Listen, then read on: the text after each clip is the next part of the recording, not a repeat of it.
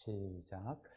아버지께서 나를 사랑하신 것 같이 나도 너희를 사랑하였으니 나의 사랑 안에 거하라. 한 번만 더 하겠습니다. 아버지께서 나를 사랑하신 것 같이 나도 너희를 사랑하였으니 나의 사랑 안에 거하라. 아멘. 앉아주시기 바랍니다.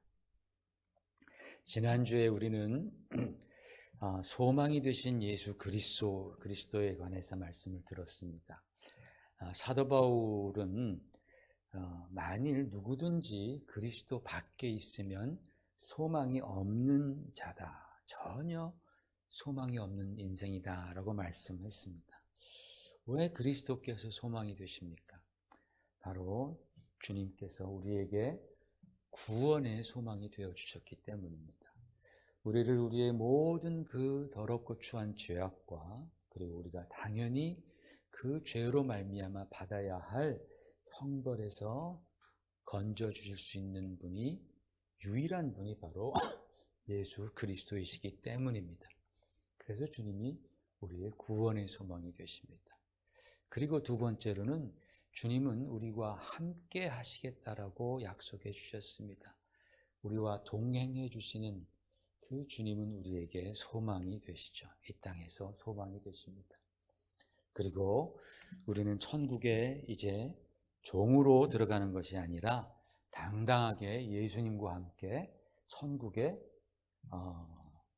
상속자로서 하나님의 자녀로서 들어간다라고 말씀을 했습니다. 그래서 그리스도 안에서 우리는 천국에 대한 소망을 가졌습니다.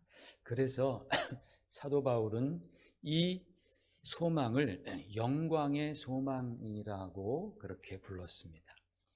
예수님께서 이 땅에 육신을 입고 오심을 기억하는 이 대림절에 주님 안에서 이 영광의 소망이 우리 심령 가운데 더 많이 자라나기를 주의 이름으로 축원을 드립니다. 오늘 대림절 두 번째 주에는 사랑에 관해서 함께 말씀을 나누려고 합니다. 여러분, 성경이 참 두껍지 않습니까? 성경 한 번 읽는 게 얼마나 어렵습니까? 평생 교회 다녀도 성경 한 번 읽기가 참 어려운 분들도 왕왕 계십니다. 그런데 성경의 구성을 보면 구약이 신약보다 한 3배 반 정도 그렇게 더 깁니다. 더 두껍습니다. 그런데 사랑이라는 단어가 성경 전체에 어떻게 분포되고 있나를 봤더니 성경 전체에 총 557번이 나타나는데 구약에는 273번, 신약에는 284번이나 등장을 합니다. 신약이 구약보다 약 3.5배나 짧다는 것을 감안하시면 신약은 구약보다 사랑이라는 단어를 거의 4배 정도 많이 사용하고 있는 것입니다. 반면에 사랑의 반대가 되는 개념, 예를 들어서 저주 같은 단어를 보면 총 178번 중에서 구약에서 158번, 신약에서 20번 정도 사용되고 있습니다. 물론 신약은 요한계시록에서 왕창 많이 쓰이고 있죠. 이처럼 여러분, 성경이 사랑에 관한 책이라고 말할 때에 그 사랑은 사실 신약에 집중되어 있습니다. 왜 그럴까요? 그 이유는 간단합니다. 하나님의 명령을 어기고 타락한 인간에게 하나님께서는 사랑을 가르쳐 주십니다. 그 사랑이란 그 죄에 대한 영원한 용서이고 그 인간을 구원해 주시는 것이죠. 그리고 그 용서와 구원은 예수 그리스도로 말미암아 실현이 됩니다. 구약은 그 하나님의 사랑이 앞으로 임할 것이다 라는 그러한 예언의 메시지가 뜨문뜨문 수천 년의 이스라엘의 역사 가운데에 뜨문뜨문 수놓아진 책입니다. 반면에 신약은 그 뜨문뜨문 수놓였던 모자이크와 같은 것이 하나의 그림으로 완성되어 우리에게 선명하고 뚜렷하게 보여준 책이 바로 신약입니다. 그 완성된 그림이 바로 저와 여러분이 믿는 예수 그리스도이십니다. 그런데 여러분, 성경이 말씀하고 있는 사랑에 관해서 아주 흥미로운 사실이 있습니다. 구약에서, 아니 성경 최초로 사랑이라는 단어가 처음 나온 것, 여러분 제가 예전에도 말씀드렸죠? 바로 여기입니다. 같이 한번 읽어보실까요? 시작. 여호와께서 이르시되 내 아들 내 사랑하는 독자 이삭을 데리고 모리아 땅으로 가서 내가 네게 일러준 한 산 거기서 그를 번제로 드리라. 창세기 22장 2절의 말씀입니다. 제가 이 구절에 관해서는 예전에 설교를 통해서 자세히 설명을 했기 때문에 길게 말씀드리지는 않겠습니다.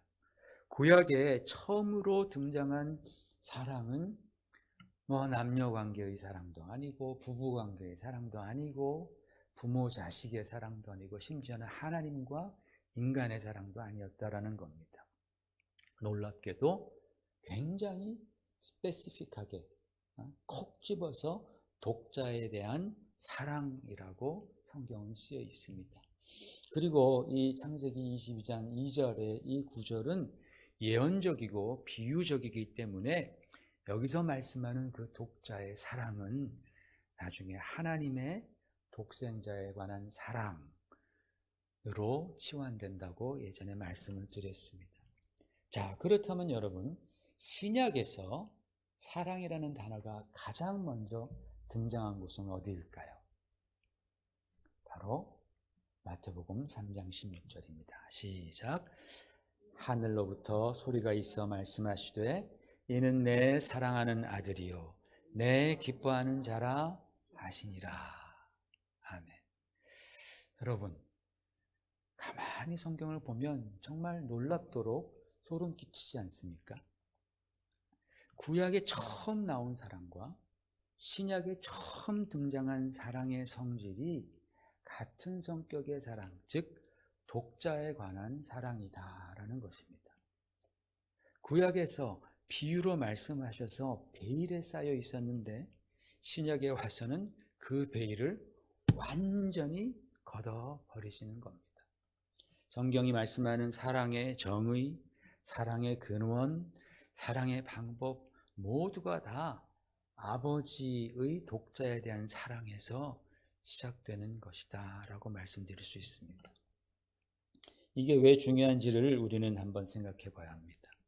그래야지 우리가 하나님 사랑, 무슨 이웃 사랑, 부부간의 사랑, 형제 사랑, 무슨 사랑 다 얘기할 때에 우리는 그리스도인으로서 분명한 심지, 분명한 사랑에 대한 철학, 인식을 가지고 말할 수 있게 됩니다.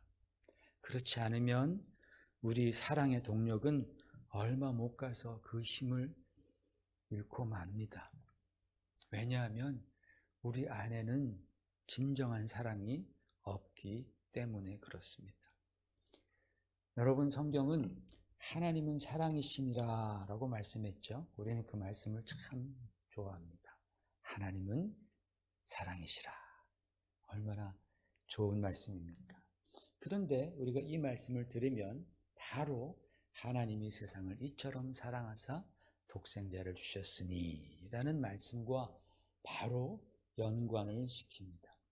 그 결과 만약에 이런 질문을 드려봅니다. 하나님께서 사랑이신 이유가 뭡니까? 라고 물으면 하나님이 우리 죄인을 사랑하셨기 때문이죠. 딩동댕동 하고 참 잘했어요 라고 그렇게 좋아할 수 있습니다. 그러나 하나님의 사랑의 본질은 영원하신 사랑, 그리고 변치 않는 사랑, 완전한 사랑이신데, 그렇다면 우리 인간이 존재하지 않았을 때에는 그분이 어떻게 사랑의 하나님이 되실 수 있었느냐라는 겁니다. 우리가 범죄하는 것을 보시고 나서 내가 저것들을 죽여 말아. 그러시다가 그래 불쌍히 여겨주자. 내가 용서해주자. 내가 저들을 구원해주자. 그렇게 하나님이 우리를 사랑하시기로 작정하셔서 비로소 하나님이 사랑의 하나님이 되신 건 아니다라는 뜻입니다. 그게 분명히 아닙니다. 그렇기 때문에 우리는 생각을 완전히 바꿔야 합니다. 하나님이 우리를 사랑하셔서 그분이 사랑의 하나님이신 것이 아니라 뭐예요? 그분은 본래 사랑의 하나님이셨기 때문에 우리를 사랑해 주시고 용서해 주시고 구원해 주신 것입니다. 꼭 그 말이 그 말 같지만은 절대 그렇지 않습니다. 아까 조금 전에 우리가 보았던 그 신구약 최초의 그 성경이 말씀하는 사랑이라는 단어의 출현이 어떤 구절이었는지를 한번 깊게 생각해 보시길 바랍니다. 동일하게 독자에 대한 아버지의 사랑 아니었습니까?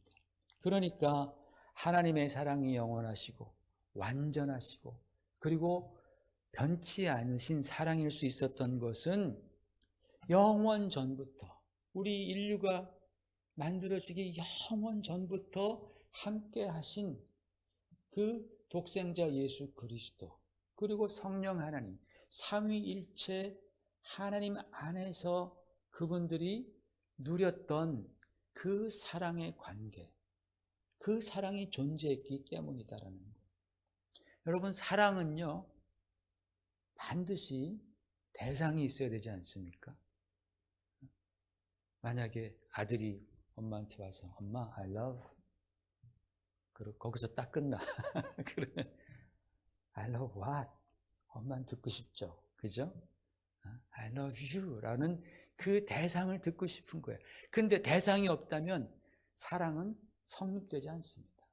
반드시 목적어가 있어야 됩니다.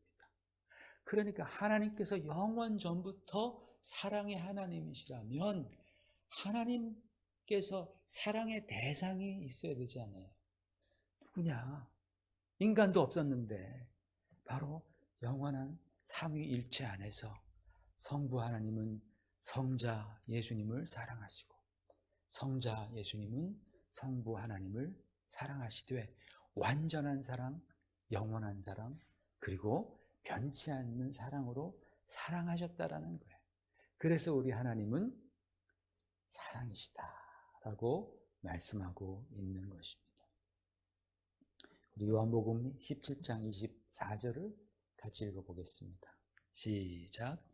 아버지여 내게 주신 자도 나 있는 곳에 나와 함께 있어 아버지께서 창세전부터 나를 사랑하심으로 내게 주신 나의 영광을 그들로 보게 하기를. 그렇죠, 여러분. 주님이 잡히시기 전날, 십자가에서 처형당하시기 전날 아버지의 뜻을 받들어 아버지로부터 끊임당하시기 바로 전날 제자들을 모아놓고 하신 기도문입니다. 그 기도 안에서 뭐라고 말씀하십니까? 아버지께서 창세전부터 나를 사랑하심으로. 참 얼마나 감동이 있는 말씀입니까? 얼마나 깊고 귀한 말씀입니까? 아버지께서 창세전부터 영원 전부터 나를 사랑하셨다라는 말씀을 주님이 하시면서 그 하나님 아버지의 사랑을 의지해서 십자가의 길을 가시는 것 아니겠습니까? 여러분, 제가 이렇게 길게 설명을 드리는 이유는 우리가 사랑할 때, 사랑이라고 말할 때, 기독교에서 사랑이라고 많이 말하잖아요. 우리가 그것을 잘 알고 우리가 믿자라는 겁니다. 그냥 내 성품이 다른 사람들보다 좀 정이 많은 사람들이 있습니다. 그렇다고 해서 그것이 그리스도의 사랑이 아닙니다. 냉정해 보여도 그리스도의 사랑이 충만할 수 있고 참 따뜻해 보여도 그리스도의 사랑과는 전혀 무관할 수 있습니다. 예수님께서 이 땅에 오신 이유는 바로 영원하고 완전하시고 변함없는 사랑, 즉 우리에게 아예 존재하지 않던 하나님의 사랑, 하나님의 절대 사랑을 우리에게 주시기 위함입니다. 그리고 주님께서는 3년 동안 공생애를 통하여서 수많은 경우와 또 수많은 사람들을 통하여서 이 하나님의 사랑의 본질을 드러내셨고 마침내 십자가에서 당신의 목숨을 내놓으시면서 이것이 바로 하나님의 절대적인 사랑, 창세 전부터 존재했던 바로 그런 사랑이었다라는 것을 주님께서는 바로 십자가를 통해서 확증하셨던 것입니다. 이제 이 세상은 바로 예수 그리스도의 그 십자가가 꽂히면서 버려놓은 그 틈을 통하여서 하나님의 절대적인 사랑이 쏟아져 내리고 있는 것입니다. 마치 바위 틈에서 쉴 새 없이 흐르는 생명수처럼 말입니다.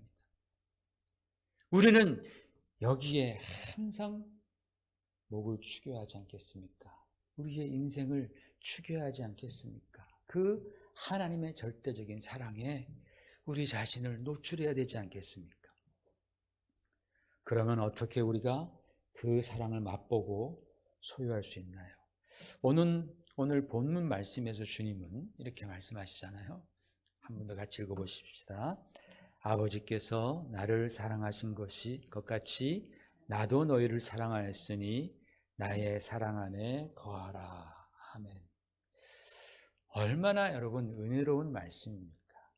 얼마나 우리에게 복이 되는 말씀입니까? 아버지께서는 예수님을 하나님의 사랑으로 사랑하셨죠. 그죠? 하나님은 당신의 아들을 하나님의 사랑, 완전한 사랑, 영원한 사랑, 변치 않는 사랑으로 절대 사랑으로 사랑하셨습니다. 그런데 주님께서 바로 그 사랑을 가지고 우리를 사랑하셨다라고 말씀하신 거예요. 여러분, 예수님 거짓말 하십니까? 아니잖아요. 그죠? 예수님 절대로 거짓말 하실 분이 아니시기 때문에 우리는 저 말씀을 그냥 아멘으로 믿기만 하면 되는 거예요. 야, 주님께서 나를 그 하나님의 영원하시고 변치 않고 완전하신 그 절대적인 사랑으로 나를 사랑해 주셨구나. 이 사랑을 주시기 위해서 주님께서는 이 땅에 육신을 입고 오셨고 죄인들을 섬기시다가 마침내 자신을 온전히 다 내어주심으로 나 같은 죄인에게도 그 하나님의 절대적인 사랑, 완전한 사랑을 부어주셨구나 라고 우리는 믿기만 하면 됩니다. 근데 여러분, 믿었다가 우리는 자꾸만 또 딴 생각을 하게 되죠. 믿었다가 기뻐하다가 또 우리는 딴 생각하면서 또 의심하곤 합니다. 이 사랑을 우리는 소유해야 합니다. 주님께서는 그래서 아주 단순하게 15장 10절에 이렇게 말씀하지 않습니까? 같이 읽어볼까요? 내가 아버지의 계명을 지켜 그의 사랑 안에 거하는 것 같이 너희도 내 계명을 지키면 내 사랑 안에 거하리라 라고 말씀합니다. 나의 사랑 안에 거하라라고 말씀하시면서 주님께서 내가 아버지의 계명을 지켜서 그 아버지의 사랑 안에 지속적으로 거하는 것처럼 너희도 나의 계명을 지켜서 그 하나님의 사랑, 나의 사랑 안에 지속적으로 거하라 라고 말씀하십니다. 그러면서 주님은 15장 12절에 내 계명은 곧 내가 너희를 사랑한 것 같이 너희도 서로 사랑하라 하는 이것이니라 라고 말씀합니다. 주님의 계명이 뭐예요? 우리가 서로 사랑하는 것이 바로 주님의 계명이라는 거예요. 부부가 서로 사랑하고 또 부모 자식 간에 또 사랑하고 또 친구와도 사랑하고 성도들끼리도 사랑하고 정말 사랑하는 것이 주님의 계명이다. 그렇게 너희가 사랑하면 그 하나님의 거룩한 사랑, 절대적인 사랑 안에 너희가 거하리라 라고 주님은 굉장히 심플한 약속을 해 주시는 겁니다. 참 쉬워 보입니다. 그런데 여러분, 한 가지 조건이 있죠. 뭡니까? 내가 너희를 사랑한 것 같이 너희도 서로 사랑하라. 이게 바로 주님의 계명이고 이게 바로 우리에게 참 부담이 되는 말씀 같아요. 이 말씀은 과연 무슨 뜻일까? 우리의 사랑의 수준이 예수님께서 나를 사랑하신 그 사랑의 수준과 과연 동일하게 올라갈 수 있을까? 아마 결코 그렇게 될 수는 없을 것입니다. 그렇다면 이 말씀을 어떻게 해석해야 되겠습니까? 저는 이렇게 생각합니다. 내가 가진 인간적인 사랑으로, 성품적인 사랑으로, 노력하는 사랑으로 사랑하면서 다 했다, 할 만큼 했다, 나는 여기까지다 라고 그렇게 선을 긋지 말라라는 겁니다. 그렇게 여기지 말라라는 겁니다. 우리가 나의 성품적인 사랑, 인간적인 사랑, 노력하는 사랑, 이것을 다 사용하는 것은 맞아요. 그리고 나서 더 이상 내게 사랑의 여지가 없다고 생각이 될 때, 바로 그때에 주님께서 나를 사랑하신 그 절대 사랑, 하나님께서 영원 전부터 삼위일체 안에서 사랑하셨던 바로 그 사랑을 기억하면서 다시 힘을 내라 라는 뜻으로 저는 받아들입니다. 사랑하는 성도 여러분, 우리는 주님의 십자가 사랑으로 구원을 받아서 하나님의 자녀가 되는 특권을 누리고 있는 사람들입니다. 여러분, 우리 잘난 거 하나도 없습니다. 그런데 우리가 어떻게 하나님의 은혜 가운데에 예수 믿고 우리는 영적 특권층이 되어버렸습니다. 예수님 오시기 전에 태어났더라면 율법에 얽매여서 정말 고생하면서 살았을 텐데, 이렇게 예수님 오신 이후에 태어나고 또 복음이 이렇게 잘 알려지고 또 이렇게 평화로운 때에 우리는 좋은 곳에 있으면서 우리는 예수를 믿게 되고 하나님의 자녀가 되는 권세를 얻었으니 우리는 너무나 영적으로 볼 때 큰 특권층입니다. 여러분, 하나님의 자녀가 되었다니 얼마나 영광스럽습니까? 하나님의 그 사랑을 우리가 햇빛처럼 매일매일 받을 수 있는 존재가 되었다니 그것이 우리에게는 얼마나 큰 축복이고 영광입니까? 그러면 하나님의 자녀로서 우리에게 특징이 나타나야 한다는 것이죠. 그 특징들 중 탑 3에 들어가는 것이 바로 사랑이다라는 것입니다. 사랑. 여러분, 세상도 사랑이 중요하다는 것을 잘 압니다. 그래서 예전에 그 All We Need Is Love 이라는 아주 유명한 노래가 60년도에 젊은이들의 마음을 사로잡았습니다. 그래서 All we need is love, love, love is all we need 하면서 그냥 그 사랑에 환호했습니다. 젊은이들은 사랑을 원했고 자유를 원했습니다. 그때 생겨난 것이 바로 히피 문화 아닙니까? 하지만 많은 젊은이들이, 이 미국의 젊은이들이 히피 문화에 동화하면서 미국은 그동안 미국을 붙잡고 있던 그 윤리와 성경적 바탕이 된 윤리와 도덕의 기준이 흔들렸고 거룩함을 잃어갔고 참 사랑을 잃게 되었습니다. 사랑이 변질되어 버린 것입니다. 얼마나 아무 곳에나 사랑이라는 단어가 쓰이는지 말을 할 수 없습니다. 여러분, 사랑의 근원을 알지 못한 채 사랑을 추구하게 되면 반드시 변질된 결과를 얻을 수밖에 없는 것입니다. 여러분, 우리는 주님께서 얼마나 크고 영광스러운 사랑으로 우리를 사랑하셨다라는 사실을 우리는 절대로 간과해서는 안 됩니다. 주님의 사랑과 내 인간적인 사랑은 전혀 다른 것입니다. 그러나 우리 주님의 사랑이 내게 임할 때에, 우리가 그 주님의 사랑을 자꾸만 쏘일 때에, 햇빛처럼 자꾸만 쏘일 때에 나무가 점점 자라고 건강해지고 튼튼해지다가 열매를 맺지 않습니까? 그와 같이 우리 안에 그 주님의 사랑이 계속해서 쪼이고 임하실 때에 우리가 갖고 있던 그 부족한 인간적인 사랑도 하나님의 거룩하신 사랑처럼 반드시 쓰임받게 될 줄로 믿습니다.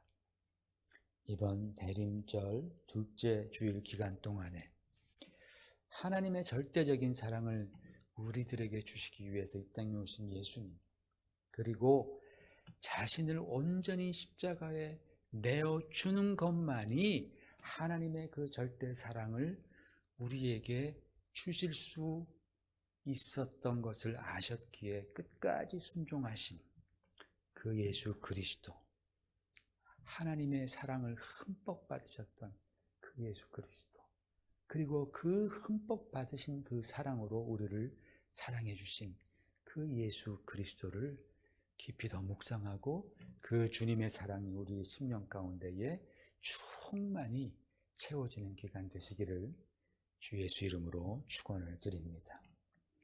같이 기도하겠습니다.